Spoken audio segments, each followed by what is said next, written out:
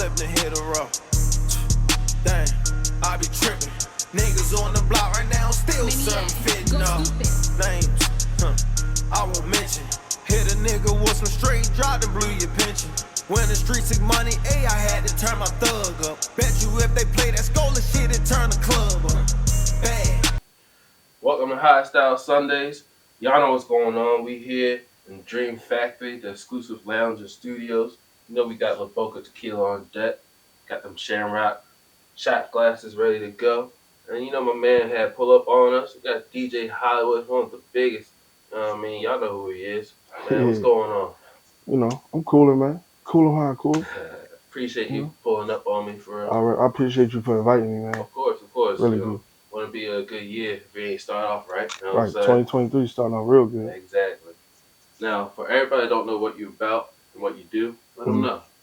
Listen, I am DJ Holliwood from the west side of Baltimore, LNG to be exact. You know, I'm a DJ, professional DJ. Been professionally DJing for, 7 years now. So, I'm DJing all the hottest clubs in the city. Host as well. Celebrity DJ, tour DJ, concert DJ. You know, I do it all. Okay. Yeah. Now, you say you're from West Baltimore, right? Yep. Born and raised? Born and raised. Okay. So what was that experience like, you know, growing up for you? Take it back. Growing up, I was a wild boy. Okay. I was doing everything. I jumped off the porch at 13. You know, I'm the oldest of four. So, just wild. I mean, doing what kids do, getting into everything. That's what we do. We from Baltimore. We learn how to do, what they say, we learn how to do the good things the wrong way. So, that's about it. Okay. And I'm sure there's many experiences you went through growing up that still sticks with you till today. The main experience is when I seen my first pair of turntables as a DJ, like to make me want to be a DJ in the future. Yeah. I always wanted to do something in music. I never knew what it was though. You feel me? But when I first seen my first pair of turntables, that's what I wanted to do. Okay. Eventually, but that's what I wanted to do. What was that like turning point that really got you to stay on the steady path of DJing? It didn't come till when I was 25, Okay. and I was a repo man, repo driver, repoing people's cars. But fun, huh? it was cool. Yeah. It was cool. It was good. It was real good money. Right. But I didn't want to do that for the rest of my life. I looked at it like I should be doing something that I want to do for the rest of my life, and it was always music. So I just jumped head first into it. Got my first start at 2 o'clock Club with Tony Austin. Shout out to him. He is a mentor to me. You know me? Good guy. Gave me my first start. Okay. Now, you say you didn't know if DJ was really what you wanted to do. Yeah. So what else were you thinking? Did you want to be an artist? Like, what were you thinking about? I don't know.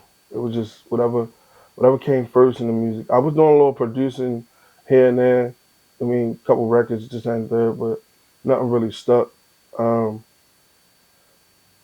Just whatever stuck really in the music. I could have been a music exec. I could have been a manager. Whatever. I don't know, but whatever would have stuck, and DJ stuck. Okay. And now, where you are today, with all the people you work with, did you ever expect yourself to reach this caliber? Yeah. Because when I speak it out my mouth and I put it in the universe, it usually happens for me. You know. And plus, when you put the work in, you're supposed to be at a certain plateau and then keep rising and rising. So yeah, I did see it. And I want you to explain how'd you get to work with these artists? Because you starting DJing, right? Mm-hmm. And then you get your first place in the club or wherever your first event may be, and now you're DJing for a select few people. Right. So how'd that process go for you? Basically, what my mother taught me when I was younger, closed mouths don't get fed. To this day, she say the same thing. 32 years old. So, um, closed mouths don't get fed. You just open your mouth, put it out in the universe, and it come back to you. So, shout out to my homeboy, my man, my brother, All World ENT, Brian. A lot of people know him.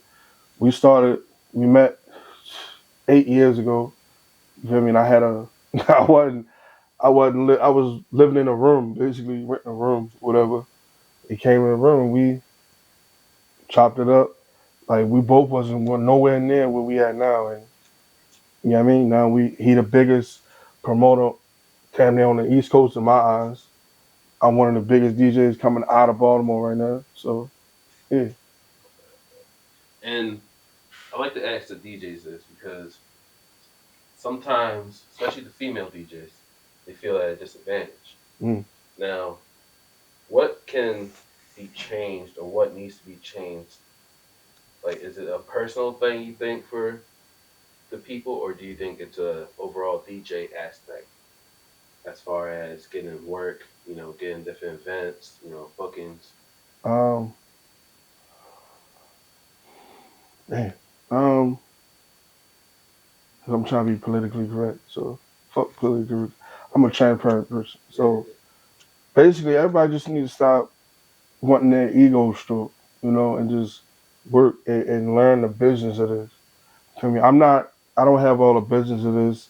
I don't have all the politics of this. I don't really care about politics.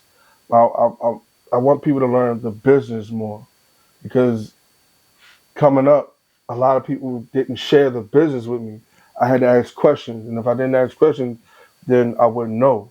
right. See what I'm saying? So just learn the business of this stuff, like, and learn where you fit as a DJ. I mean, learn your style, uh, and rub elbows with the right people. That's all. Don't have no sides. You know what I mean? Be cool with everybody. Okay, okay, okay. And you also are a tour DJ. Yeah. So, what was your favorite tour that you went on, and what was the experience Um, like? I haven't been on a lot like crazy. Yeah. You know what I mean? But my first ever tour was with TT the artist. Okay. She was, you know what I mean? That was my first ever tour. We was driving state to state. I think we did like 10, 11 states, I believe. So it was pretty cool. I liked it for the first experience. The money was pretty good. I mean, I was only gone for like a month or so. Mm. So it was pretty good at the time. Couple other tours were pretty short. They were real short, like 10 cities. So you don't really get to lock in with the artist too much. You just there to work, you know what I mean, and be about your business. That's about it. Okay, okay, okay. Now, the artists that you are locked in with, Hmm. such as like YB Escola, Yeah, or maybe correct me if I'm wrong, TMC, yeah, John, yeah, and I'm sure there's plenty more, a yeah. few more. How's that relationship? Like, how do you build that relationship, and how are you able to carry that on in the future? Um, it's all a work in progress because I um I was supporting these guys before the before the streets really supported it, or the people that's, you know for lack of a better word, dick huggers. You feel me? Or, dick riders, whatever you want to call it. Hmm. I was supporting them. You know what I mean? I was doing my job as a DJ to play them in the club so people are familiar with this shit. I'm making a movie out there record, making people familiar with their records.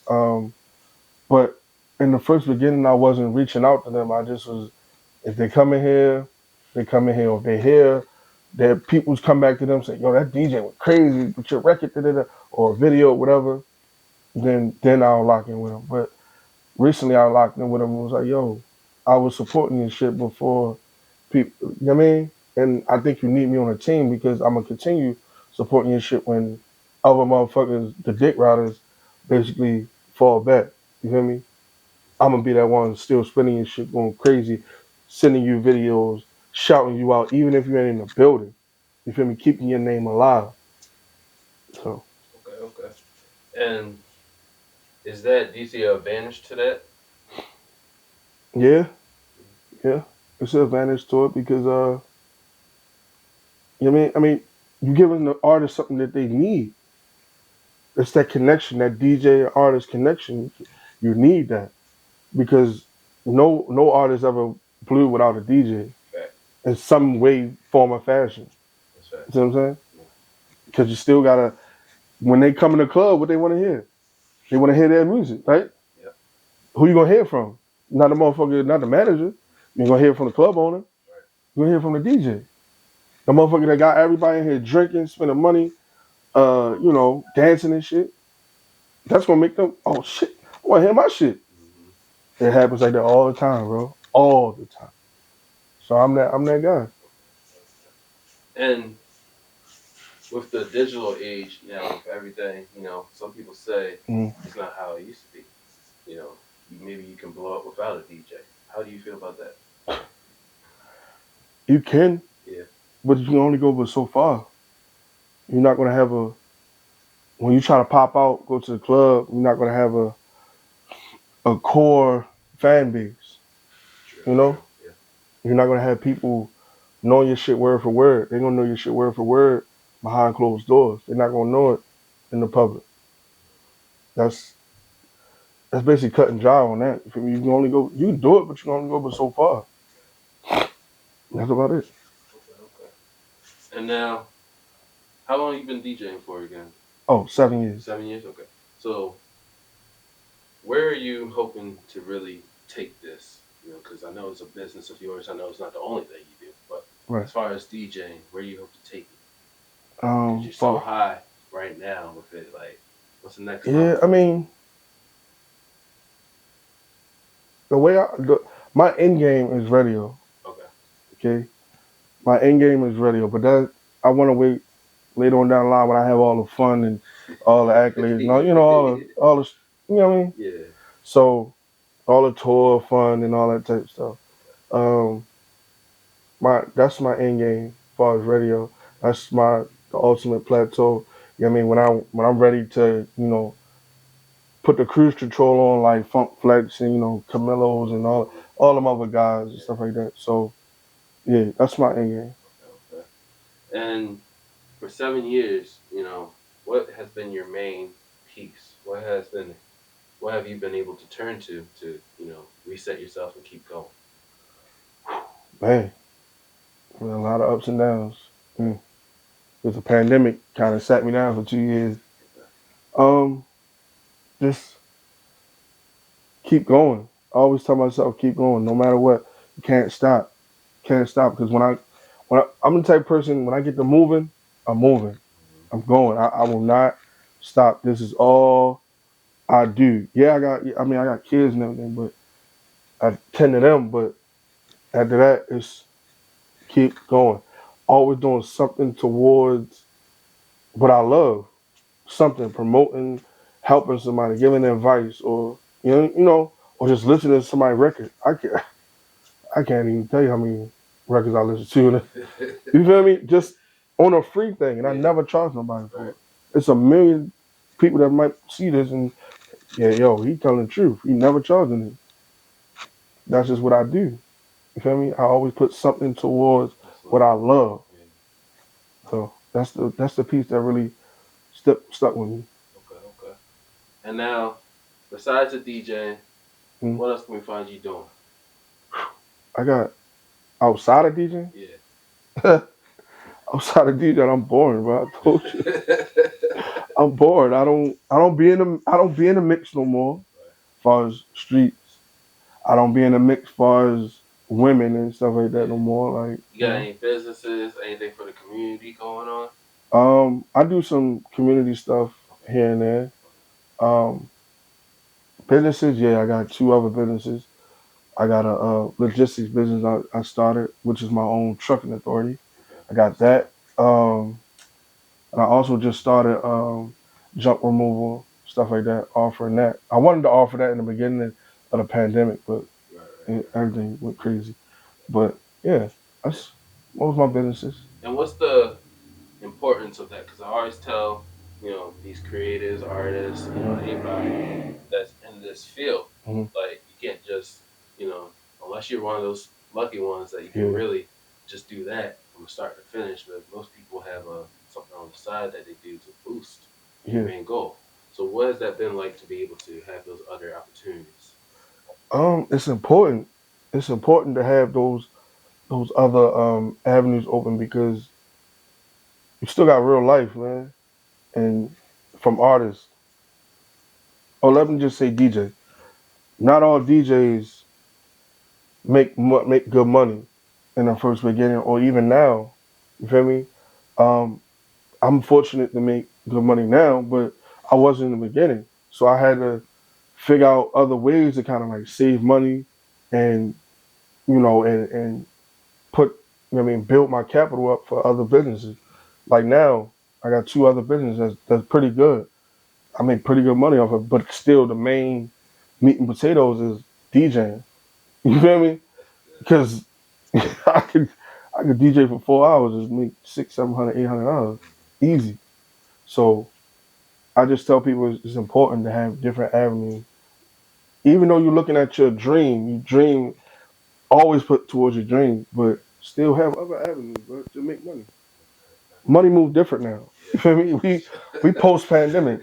Money moves different. Yeah, that's You true. got 21-year-olds freaking thousandaires, almost millionaires. Yeah, You that's see what I'm true. saying? Yeah. I wasn't nowhere near what 21.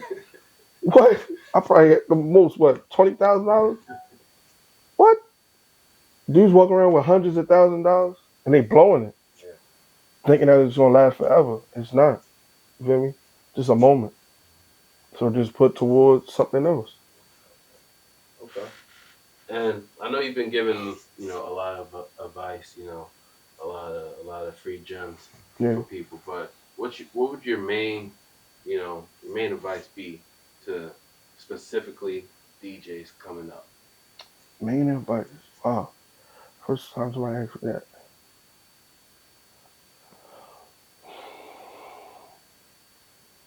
I'm not a poetic guy. I don't know. Not like a wallow or something like that. Nah, I mean, like, what's some advice Um, somebody told you? Nobody really told me nothing. Everybody always looked at me as the as the one to be hated on because they don't know. They hate on what they don't know. Like I told you before, outside this DJing stuff or I'm boring. I stay in the house. I mind my business. I'm not in everybody's business and comments and all that. Yeah, we all got our own bullshit with us, but that's not something I do. I chill. Once I make my money, I go home. You feel me? So I was always the one hated on because they didn't know nothing about me. It's nothing you can say about me. It's nobody that ever disrespected me. It's nobody that ever robbed me. It's nobody that ever did anything to me or said something to me out the way. So what do you have to hang on? They always hated on it because they don't know nothing. So you can go ask you, yo, that man is highly respected. You feel me? He don't hurt nobody. He don't bother nobody. So so when you say advice, I never got no advice. I never got no. I got motivation from watching some of my uh not idols, but you know some guys that's doing what I'm doing on a higher level that's motivating me. You know, one of them, Quicksilver. Shout out to him, hometown hero. You know, he's a motivator for me. Funk Flex is a motivator for me. I never met him yet. Camilo is another motivator for me. A lot of these DJs that's touring is that they're motivated for me. So I just get motivated. I don't have no serious advice. All I can say is just keep going. If you believe in this shit, you feel this shit in your soul. You wake up every day. This is all you think about. This is all you talk about. Do it. Because me, when I get something on my heart and it won't let me sleep, I gotta go do it. Like the logistics stuff, I had to go do it.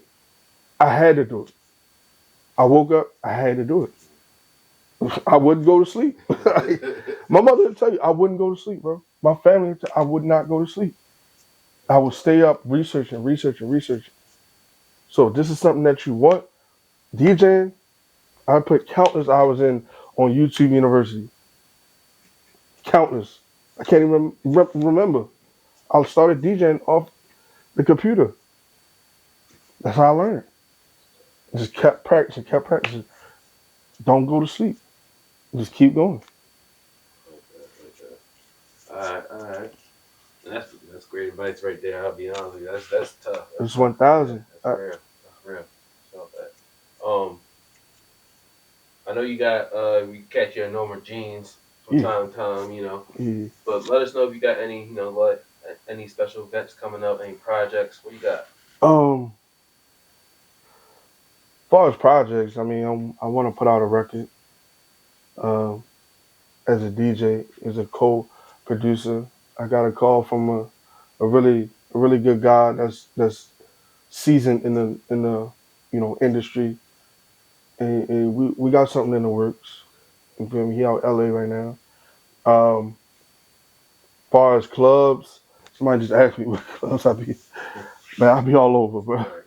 I can't pinpoint one way or another as far as the clubs, but it's gonna be more to come. As far as like more cities, I'm gonna start traveling again, going out of town, and that's what people need me for. Go out of town and they see me here, they see me there. Like, oh shit, how you do that? But um, I just talked to my man. Oh, world, we got some stuff in the mix. Okay. CIAA coming up. We got some shit coming up. We got some big artists coming up. Because most of the celebrity stuff I do with him. Shout out D's Bands. Shout out my man Big Harold. Shout out my guys. Shout out my guy Farrar. We all a team of collective, you know, members that we all got our role. You feel me? They the promoters. I'm the DJ. We got bottle girls. So it's a collective of people. All You right. know. Sounds good. Man, DJ Holliwood. Man, I really appreciate you pulling up on us. You know. Y'all those high style Sundays. We here at Dream Factory. Got La Boca on deck. You see that La Boca everywhere. Yeah. My man got it now. So appreciate you once again pulling up on me. Go get it. Man, y'all keep tuning in. All right.